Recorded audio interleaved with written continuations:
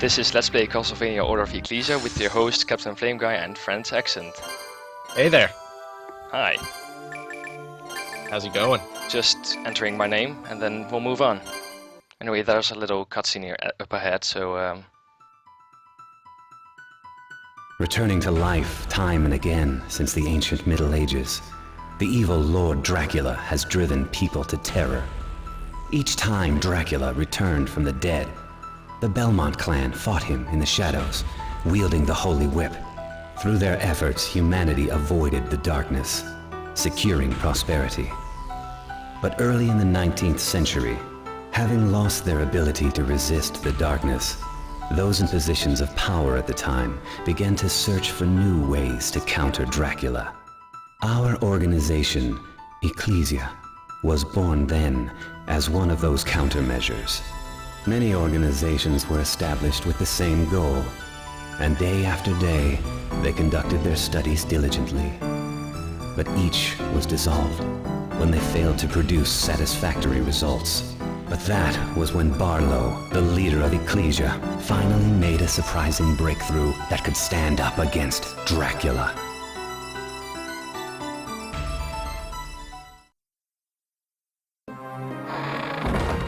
so this is our protagonist. She's called Sanoa. And this guy's called Albus, apparently. That's correct.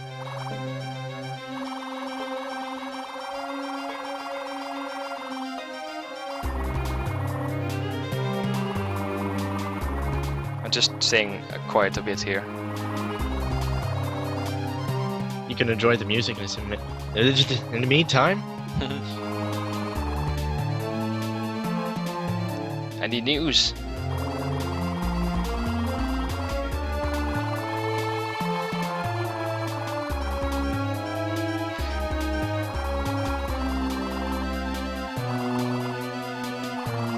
Did you think he's being a bit too dramatic here? With the whole what you say thing? Well, he sounds very hysterical right now. Well, this whole Dominus thing, I'm not really sure about it. Is this some sort of ultimate weapon? Oh, you'll see in a bit. And if not, I'll explain it later. I never played this game, so it's always good to know. I have actually, obviously. Have you played any other games like these? Well, I played a little bit of Castlevania Harmony of Dissonance. I got stuck after beating three bosses maybe. I've also played Castlevania Symphony of the Night. Of course. I got after I encountered death, I said to myself, okay, that's enough for today. Save. And you never played it afterwards, I assume. Yeah, I'm a really lazy gamer. I shouldn't actually say gamer. I should just say player. Yeah. Oh, what's this?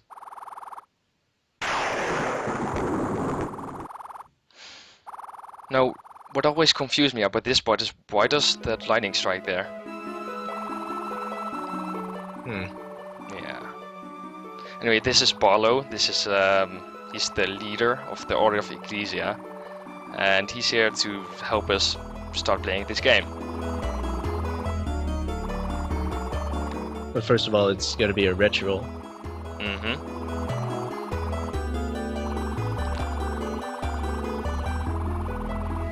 It's the ultimate weapon. Dominus is the weapon. Okay, well, I was right. So you see that casket thing on the right? Caskets. Yeah. Yeah, the glowing thing at the right. That's actually where Dracula is being stored in. They don't tell you yet, but they will in a bit. So, or not necessarily in this video, but it's. Isn't that kind of spoilers? No, I'm just throwing it out there right now because it's going to make people curious, anyways. So, anyway, Elvis just stole our glyphs of the Dominus glyph. It is actually made out of 3 glyphs. But It's a super glyph. It's a super glyph. I'll explain that in a bit. Actually, the game will. So You could still explain it in further detail if possible. Yeah, I'll do that when time comes. Yeah. So this is the part where Obus turns evil. I mean... Wait, Dracula isn't the villain? Well, he is. He's the final goal. As in, you have to destroy him. That's the Order of Ecclesia's goal. But by now he's being a bit of a bastard, so better make him pay, right? Hmm. He also has a gun. What time is this set in? I believe 18? it's in the 1500s, but don't quote me on that. 1500s? I doubt that. Like, you see guns, the first guns in the 1700s, so I'd say... Yeah, maybe 1800s. I'm not too sure. Anyway, this is the obligatory tutorial of the game. It has to be obligatory. Well, you can skip the conversations, but you can't skip the tutorials. Well, I guess it's gonna be an easy one. Anyway, this is how you Fast absorb motion. glyphs. You just hold up on your D-pad and you'll absorb your glyphs. Pretty simple. There are also other things that happen when you absorb that, like you gain 10 hearts, which you use for kind of super attacks. Well, hearts, it's always what Castlevania was. You use hearts to use some weapons like axes and daggers and all that. It's still the same in this game. It's similar. So this is the menu. I kind of skip over it right now, but basically what I did there was just equipping the glyphs on both my hands. So now I can use it by pressing the X and Y keys, which consumes NP, which is the green bar you see at the top left. So it's another way of saying, you know, it's magic power. It just means you can't spam your attacks. Well, I always think that hearts is the magic power of Castlevania. But that's using actually for an MP bar. this here. If you press up and one of the attack keys, you do this. It's basically a supercharged attack, which is based on the glyphs you're using. So there's tons of combinations to try out. I wish I could say that, but it's mostly for matching glyphs, like 2 swords and 2 axes. Oh, it has to be the same. Yeah. There are some exceptions, which I'll show later, but not now. Anyway, this is the combat practice tutorial. You just have to kill 3 skeletons. Skeletons, the first enemies of the game. Obviously. Well, usually they're zombies, right? I'm just looking around for the older Castlevania games where you start killing the zombies first. I guess this game tries to break the tradition a bit. If it is a tradition. If only. Also, I must say that Sanoa has lost her memory, if you hadn't noticed already. So we have an amnesiac as our protagonist. That's pretty sure that's some sort of gaming cliche. Yep. Well, at least he's story cliche, I should say. Yeah, at least he's not silent, like most RPG heroes are. Yeah, you're right. I don't play much RPGs, so I'm not really into knowing all of this, but that's irrelevant.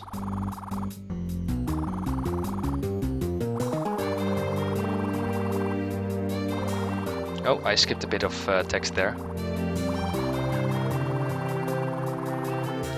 You can still read it by pausing. Yep.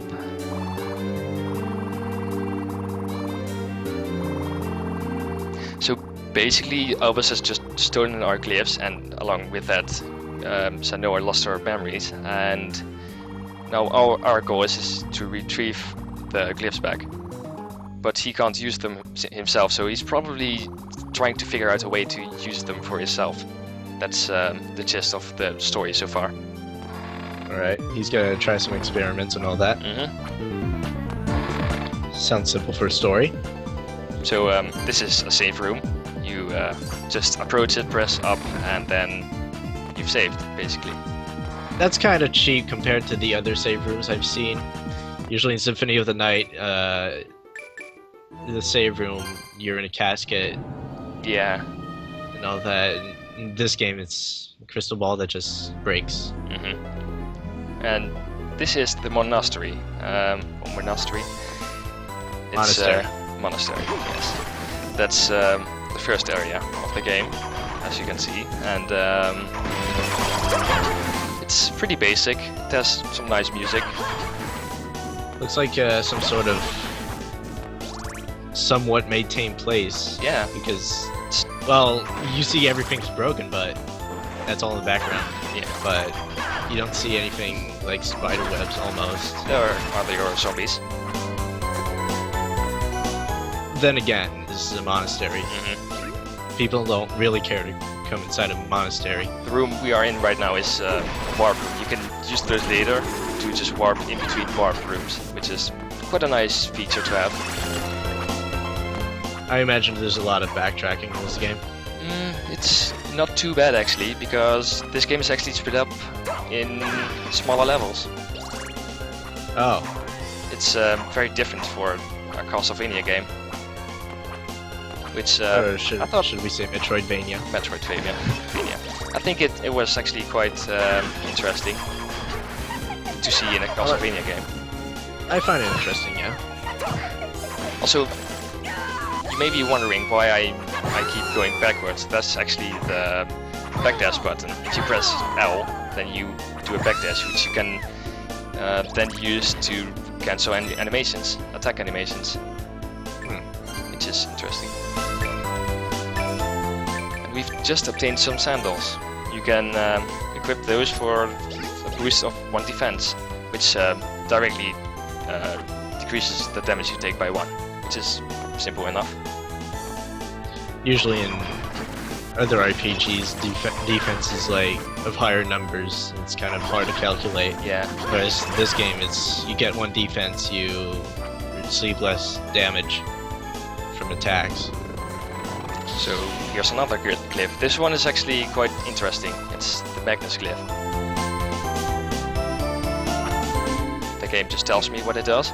It's yeah. Oh. Basically, Sanoa has just turned into a human slingshot. Sounds like a human magnet too, if you look at the patterns inside the circle. Yeah. Sounds like an interesting mechanic. At first I thought this would be a gimmick that appears, that happens throughout the entire game, but it's mostly situational. It's like in every Metroidvania game you obtain abilities to navigate stuff in a different manner and also unlock new areas. So this is one of those. And we've just obtained a cotton hat. I actually didn't equip that. Kind of silly. Well, it said you did. Maybe I forgot something. I'm pretty sure I didn't. What would be cool is that Shanoa actually wears the items, as in her sprite does. Yeah. In game. That would really limit the amount of equipment you could have. So we just picked up HP up potion. It directly increases your HP. What are you trying to do, this cat? I'm trying to catch it actually, which is used for a side quest later on. Yes, there are side quests. So I thought I would just get that out of the way. This room is actually impossible to clear. As you can see right here. They just keep respawning. That's weird. Are we gonna return to this room later on? Later, once I get the ability that can clear all the blocks.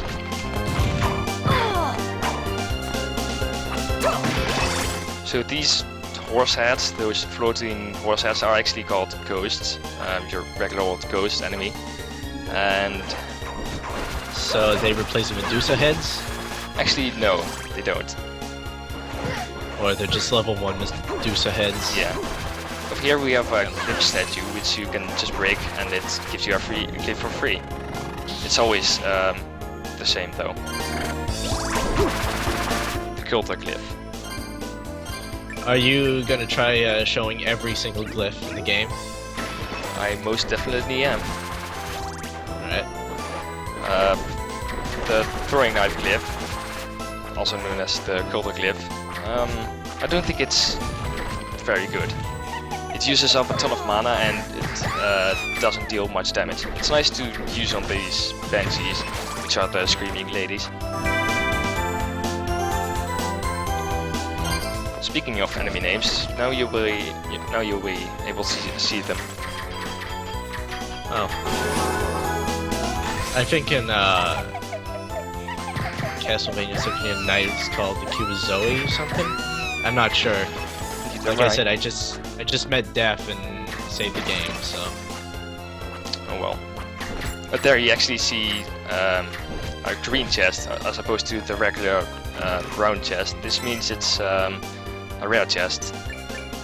The chests in this game are randomly generated, and I just happened to get lucky. Oh. I thought it was just there to say, well, those are rare chests, and you can get them in the game, because, I don't know. Nope. It's just weird like that. But yeah, as you can see, the Cultic glyph isn't too useful.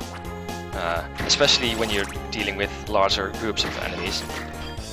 Well, they're still good in long range, for sure. Oh, this early in the game, yeah. What I did just there was the glyph unison of the Cultic glyph, which basically just shoots out knives like a machine gun. Quite cool, actually. Does it deal more damage or same amount? It's the same amount, just much faster. Like here, you could use it. Yeah, actually I can't. I don't have enough hearts to use it. Oh, it uses hearts too. Okay. So your rapier glyph is much more useful in here.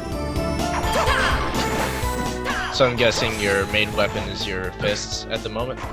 No, it's my rapier. Oh. So that's a regular chest, not a threat. It's just boring old standard items. Boring old standard items. Sometimes you can get some equip, sometimes it's just some health up items. I'm looking at the mana bar, and it looks like you regenerate mana pretty quickly. Do you have any mana regen potions, maybe? There are items that restore your mana even quicker, as the game just pauses when you go to your items, and I generally don't use them, but it regenerates quite fast anyways, so this is the second map or warp room.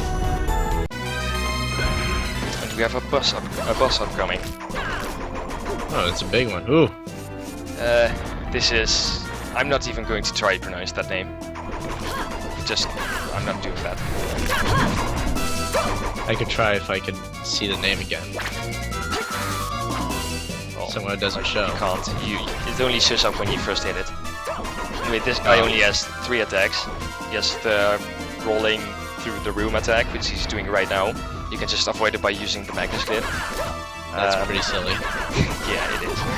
Then he can spit out a web, and I'm not sure. I think the web actually slows you, and you can use his claws indeed. General strategy is to stay in the corner and mash your buttons, as shown here, and I kill it.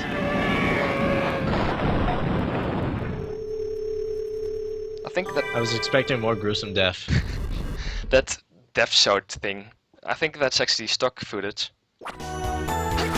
Stock? Yeah. That's totally not edited footage, right there. Yeah, I actually went to the save room because I expected something else to happen than this. Which is why I edited it out.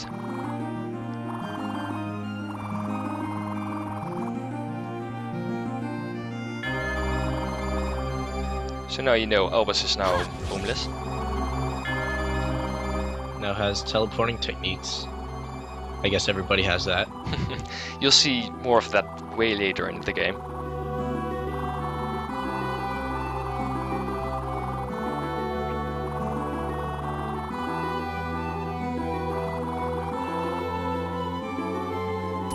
He's pretty mad about Barlow. Yeah. Well, then again, it's a really important duty for the Order. Mm-hmm. And he just got pretty much taken his duty from Shanoa. So I guess I could understand. Yeah, it's understandable. Still, I think he's being way too dramatic. He marked a village on his map. So I'm guessing the next area is village. Mm-hmm. It's actually more of a hub area, but I'll leave that for the next video. Oh, hub area like in Castlevania 2? Yeah.